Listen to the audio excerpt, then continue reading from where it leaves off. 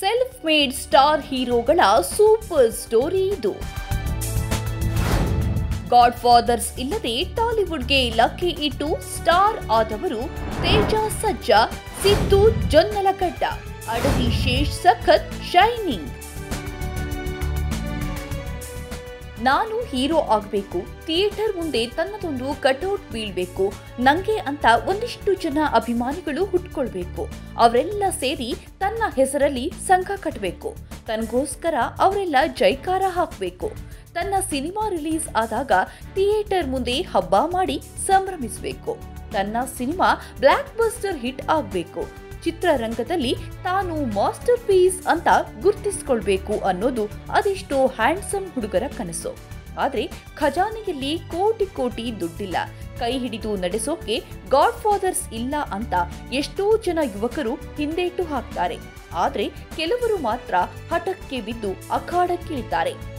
God fathers ಇಲ್ಲ ಅಂದ್ರೆ ಏನಂತೆ, ಗಾಡ್ ಒಬ್ಬ ನಮ್ಮ ಜೊತೆಗಿದ್ರೆ ಬೆವರು ಬಸಿದು ತಮ್ಮದೊಂದು ಸಾಮ್ರಾಜ್ಯ ಕಟ್ಟುತ್ತೀವಿ ಅಂತ ಹೊರಡ್ತಾರೆ. ಹಾಗೆ ಹೊರಟ ಎಷ್ಟೋ ಜನ ಕಲಾವಿದರು ಇವತ್ತು ಚಿತ್ರರಂಗದಲ್ಲಿ ಗಾಡ್ ಫಾದರ್ಸ್ಗೆ ಫಾದರ್ಸ್ ಆಗಿ ಬೆಳೆದು ನಿಂತಿದ್ದಾರೆ. ಅಷ್ಟಕ್ಕೂ ನಾವಿವತ್ತು ಈ ಸ್ಟೋರಿ ಹೇಳೋದಕ್ಕೆ ಕಾರಣ ಟಾಲಿವುಡ್ನ ಈ ರೈಸಿಂಗ್ ಅಂಡ್ ರೋಲಿಂಗ್ ಸ್ಟಾರ್ಗಳು.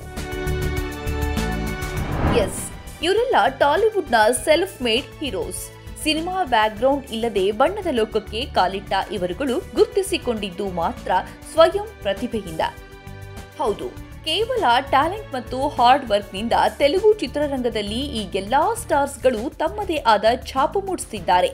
ಸಿನಿಮಾ ಆಯ್ಕೆಯಲ್ಲಿ ಸೆಲೆಕ್ಟಿವ್ ಆಗಿರೋ ಈ ಯಂಗ್ ಹೀರೋಸ್ ಅಭಿನಯದ ಮೂಲಕ ಪ್ರೇಕ್ಷಕರ ಮನಗೆಲ್ಲುವಲ್ಲಿ ಮತ್ತು ಸ್ಟಾರ್ಡಮ್ ಕ್ರಿಯೇಟ್ ಮಾಡಿಕೊಳ್ಳುವಲ್ಲಿ ಯಶಸ್ವಿಯಾಗಿದ್ದಾರೆ.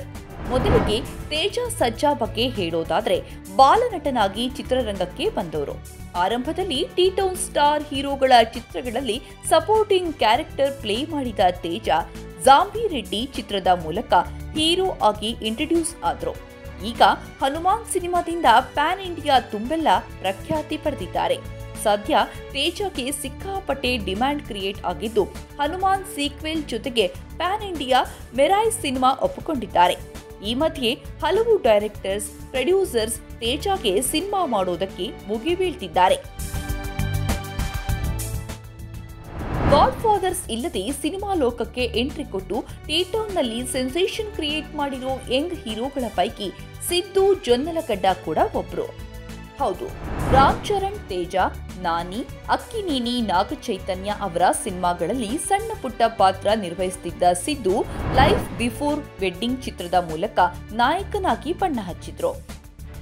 Guntur talkies, Krishna and his Leela ಚಿತ್ರಗಳಲ್ಲಿ ನಟಿಸೋದ್ರ ಜೊತೆಗೆ ಸ್ಕ್ರೀನ್ ರೈಟರ್ ಆಗಿ ವರ್ಕ್ ಮಾಡಿ ಶೈನ್ ಆದ್ರು.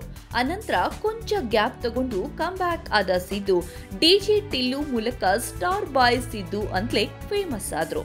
ಈಗ ಟಿಲ್ಲು ಸ್ಕ್ವೇರ್ ಚಿತ್ರದ ಸಕ್ಸಸ್ ಅಲೆಯಲ್ಲಿ ತೇಲ್ತಿದ್ದಾರೆ. ಈ ಚಿತ್ರದಿಂದ ಸಿದ್ದುಗೆ ಆಫರ್ ಮೇಲೆ ಆಫರ್ಸ್ ಬರ್ತಿದೆ. ಬಾಕ್ಸ್ ಆಫೀಸ್ನಲ್ಲಿ 125 ಕೋಟಿ ಕೊಳ್ಳೆ ಹೊಡೆದುಕೊಟ್ಟಿರೋ ಜೊನ್ನಲಗಡ್ಡಗೆ ಬೇಡಿಕೆ ಕೂಡ ಹೆಚ್ಚಿದೆ. ಟಾಲಿವುಡ್ನ ಸೆಲ್ಫ್ ಮೇಡ್ ಸ್ಟಾರ್ಗಳ ಪೈಕಿ ಅಡವಿ ಶೇಷ್ ಕೂಡ ಒಬ್ರು. ಸಣ್ಣ ಪುಟ್ಟ ಪಾತ್ರಕ್ಕೆ ಬಣ್ಣ ಹಚ್ಚಿ ಬಣ್ಣದ ಲೋಕಕ್ಕೆ ಬಂದ ಅಡವಿ ಶೇಷ್ ಕರ್ಮ ಸಿನಿಮಾದ ಮೂಲಕ ನಟನಾಗಿ, ನಿರ್ದೇಶಕನಾಗಿ ಟಿ-ಟೌನ್ನಲ್ಲಿ ಕಣಕ್ಕಿಳಿದ್ರು. ಕ್ಷಣಂ ಸಿನಿಮಾದಿಂದ ಸೈ ಎನಿಸಿಕೊಂಡ ಇವರು ಗೂಢಾಚಾರಿ, ಎವರು, ಹಿಟ್ 2 ಸೇರಿದಂತೆ back to back blockbuster ಚಿತ್ರ ನೀಡಿದ್ದಾರೆ.